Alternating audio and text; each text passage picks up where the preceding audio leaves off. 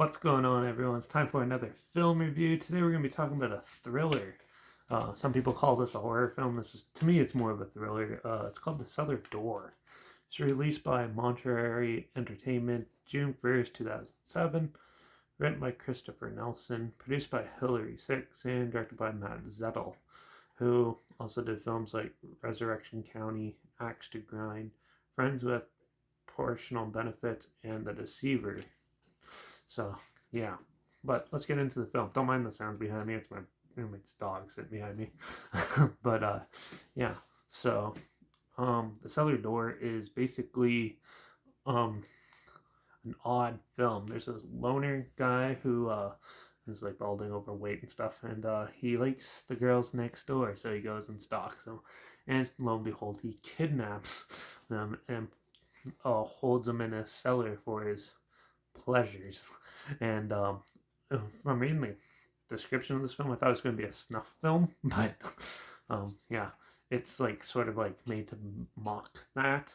And yeah, so as you watch it, this one girl that he gets is actually tries to outsmart him and tries to get him to let her go, and he kidnaps other girls and people that talk down to him and stuff. He beats them and stuff, and you get to see the very narcissistic, evil side of this guy.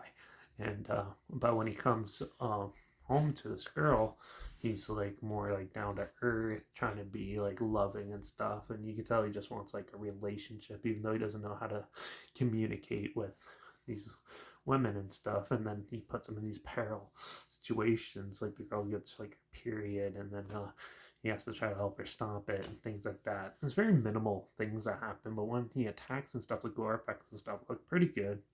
The acting is not too bad, and yeah, but as the story goes, basically she manages to convince him to let her out for some reason, and another girl tries to help her escape, and basically she gets the better of him by pretending to want to marry him, and then takes him out, which is a very predictable ending for this film. It's your standard thriller, like keeping somebody confined to a spot and them trying to find their way out. It's very standard for these type of thrillers to play out this way, so there wasn't really anything new to bring to the table. So for the most part, it was an okay film. There wasn't very standout scenes or anything like that. There's some odd ones where you see like the girl that he killed in the beginning sort of like haunts her a bit, I guess, where she sees like what happened to her and stuff, which was weird. But yeah, but for the most part, it was just okay. It wasn't like anything interesting to it. It was just more of a standard early 2000s cheap movie fodder. And yeah, but the